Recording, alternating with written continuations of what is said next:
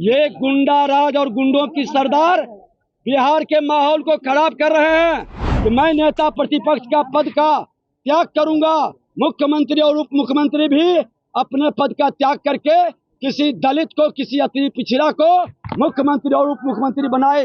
है हिम्मत में जो माननीय मुख्यमंत्री जी ने तपाक में आकर के हमारे ऐसा जो 80 वर्ष का प्रतिनिधि है और वो 74 वर्ष के हैं, तुम ताम की बात की।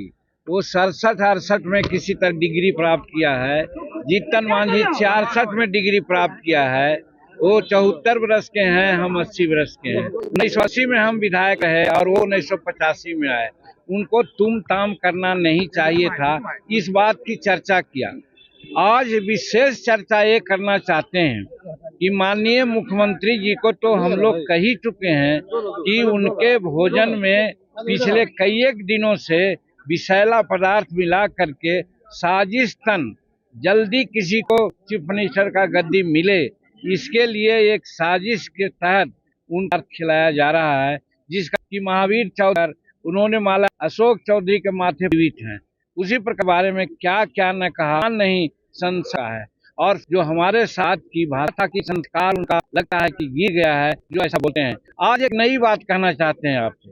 आज आपसे बात करना चाहते हैं कि विधानसभा का कस्टोडियन माननीय अध्यक्ष हुआ करते हैं। माननीय अध्यक्ष ने नियमन दिया था कि जिसको हम पुकारें वही बोलेगा, और उसके बाद जब आरक्षण की बात खत्म हो गई थी, दूसरा बिल आया नामांकन का, तो नामांकन में हमको उन्होंने पुकार करके अपनी बात कहने, इसी समय नीतीश आ गए, टपक गए। जी को चाहिए था नीतीश कुमार जी को रोकना। नीतीश कुमार मुख्यमंत्री के साथ साथ सदन के नेता हैं। जब नियमन जो अध्यक्ष का होता है वो नहीं पालन करेंगे तो अन्य सदस्यों से क्या अपेक्षा वो रखते हैं।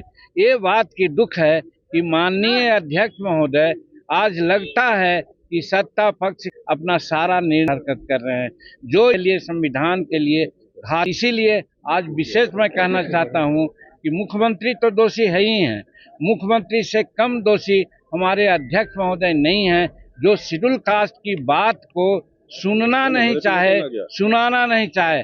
हम क्या कह रहे थे, वो लोग कहना चाहते हैं कि आरक्षण का बिल का हम लोग विरोध करते हैं। कतई नहीं, हमारे एनडीए के साथी लोग बढ़ चढ़ करके ये कहा कि हम समर्थन नहीं बल्कि सर्वसम्मति से इसको पारित किया जाए, और बाद में उन्होंने घोषणा की। तो जहां तक आरक्षण का सवाल था उस पर कोई टीका टिप्पणी नहीं थी। हम सिर्फ यही कह रहे थे आरक्षण का क्वांटम आप बढ़ा दीजिए। लेकिन डॉक्टर अंबेडकर साहब ने कहा था जब संविधान में आरक्षण की बात आई थी तो कि 10 वर्षों के बाद उसकी समीक्षा हो। हम नीतीश कुमार से यही जानना चाहा, आप कम से कम 15-18 वर्ष में और 15 वर्ष पहले आपके बड़े भाई ने जो शासन किया, कितने दलितों को उन्होंने आरक्षण दिया है, कितना बैकलॉग है, इसके बारे में कुछ सोचा महोदय? तो उसी प्रकार से ये 20% न कर दें आप 25% कर दें, उससे कोई फायदा नहीं है। हम उदाहरण साइट किया कि 1971 से यहाँ पर रोस्टर नियम लागू है। रोस्टर का मतलब होता है कि 16% तक शेड्यूल कास्ट के नौकरियों में आरक्षण दिया जाएगा। आज जानते हैं दुख कहते हुए हो रहा है। हम तो समझते हैं कि सत्ता पक्ष के लोगों को शर्म आनी चाहिए कि आज 73-74 वर्ष संविधान लागू हुए हो गया, और जो रोस्टर लागू की बात आती है तो उधर 71 में हुआ, तो कहने का मतलब है कि 29 वर्ष उधर हुआ और 23 वर्ष इधर हुआ। तो कम से कम 40-50 वर्षों का अवधि में कितना प्रतिनिधित्व है? प्रतिनिधित्व है कि सत्ता पक्ष के लोगों को शर्म आनी चाहिए कि आज 73-74 वर्ष संविधान लागू हुए हो गया, और जो रोस्टर लागू की बात आती है तो उधर 71 में हुआ, तो कहने का मतलब है कि 29 वर्ष उधर हुआ और 23 वर्ष इधर हुआ। तो कम से कम 40-50 वर्षों का अवधि में कितना प्रतिनिधित्व है? प्रतिनिधित्व है 3.7। आप जोड़िए 16% प्रतिनिधित्व देने में कितना साल लगेगा? यही हम उनको कहना चाह रहे थे कि माननीय मुख्यमंत्री जी आप इसकी समीक्षा कीजिए। याद है हमको 1955-56 के आसपास में मुंगेरी लाल जी के अध्यक्षता में शेड्यूल कास्ट और शेड्यूल ट्राइब्स के आरक्षण को तजवीज़ करने के लिए आयोग बना था। उस समय कहा गया था कि 7% आरक्षण मात्र मिला है और बाकी बैकलॉग है। आज मैं समझता हूं कि 7% से भी कम है हमारा प्रतिनिधित्व शेड्यूल कास्ट का। आप समीक्षा कीजिए और समीक्षा करके बैकलॉग पूरा कीजिए, तब बढ़ाने की बात आप करते हैं, स्वागत योग है। इसलिए आप बढ़ाए हैं तो ठीक है, लेकिन आप समीक्षा कीजिए। इसी पर मुख्यमंत्री बहुत अनाप शनाप बोले, जो आपके सामने कल हमने कहा है। यहाँ पर सदन के कस्टोडियन होने के नाते माननीय अध्यक्ष जी को, एक सदस्य को, एक जो पूर्व मुख्यमंत्री रहा है उसको प्रोटेक्शन देना चाहिए था। माननीय मुख्यमंत्री को समझाना चाहिए था कि ये तथ्यपरक बात हो रही है, उलूल जुलूल की बात जीतन मांझी नहीं कर रहा है, इसलिए आप थोड़ा साइलेंट रहिए, इनकी बात को सुनिए। वो सुनाने में कोई रुचि नहीं ली। इसलिए मैं समझता हूँ ये जो आज चल रही है बात, चाहे महिलाओं का अपमान का मामला हो या आरक्षण में जो अभी बैकलॉग है उसका मामला हो, इसके चलते हम लोग समझ रहे हैं कि सत्ता पक्ष महिलाओं का विरोधी, शेड्यूल कास्ट का विरोधी है। इसके लिए आज हम लोग धरना देने का काम किया। और देखिए क्या जमहूरियत है, क्या जनतंत्र है, उन लोगों को क्या दिक्कत है, केंद्र की सरकार क्या कर रही है उसके लिए बिहार विधानसभा कोई जवाबदेह है क्या? लेकिन बिहार विधानसभा या बिहार राज्य में जो हो रहा है उसके लिए जवाबदेह राज्य सरकार है। तो हम लोगों ने सोचा था कि हम लोग धरना देंगे, और वो लोग ऐसा किया कि फोटोग्राफर के सामने खड़ा हो गए ताकि हम लोगों का फेस न आवे, हम लोगों का स्लोगन की प्रतियां सामने न आवे। कहने का मतलब इस रूप में भी जनतंत्र की हत्या वो करना चाहते हैं। तो ऐसा हत्यारी सरकार और ऐसा हत्यारी पार्टी के लोग के कब्जे में, हाथ में बिहार का बागडोर रह करके आज गजब स्थिति में है। चाहे लॉ एंड ऑर्डर का मामला हो, विकास का मामला हो, फिजूल खर्ची का मामला हो, सब में फिसड्डी साबित हो रहा है। इसलिए इस सरकार को जाने में ही बिहार को फायदा है, जनता को फायदा है। इसलिए हमारे एनडीए के साथियों ने सब इस तक का काम किया। कौन दवाई दे रहा है या नशीला पदार्थ आपको दे रहा है, इसके लिए कौन उच्च स्तरीय जांच की? ये तो जांच की बात है कि कौन दे रहा है। आज जो लड्डू बांटी गई, लड्डू दिया गया, ये तो हद न हो गया।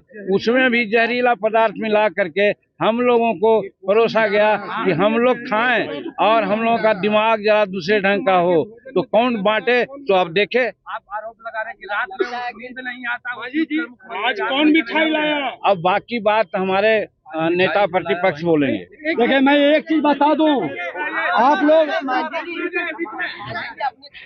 आज जो मिठाई लाया उससे पूछिए। सामने जाओ तो भैया, सामने एक छिप जा रहा है ना। एक मिनट सुन लीजिए।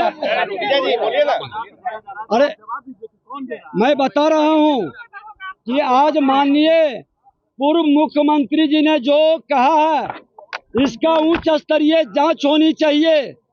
जो उनके दल के लोग हैं, गठबंधन के लोग हैं, जो निकट लोग हैं, इस घटना को अंजाम दे सकता है। बिहार जैसे बड़े राज्य के साथ एक बड़ी साजिश का इन्होंने खुलासा किया है।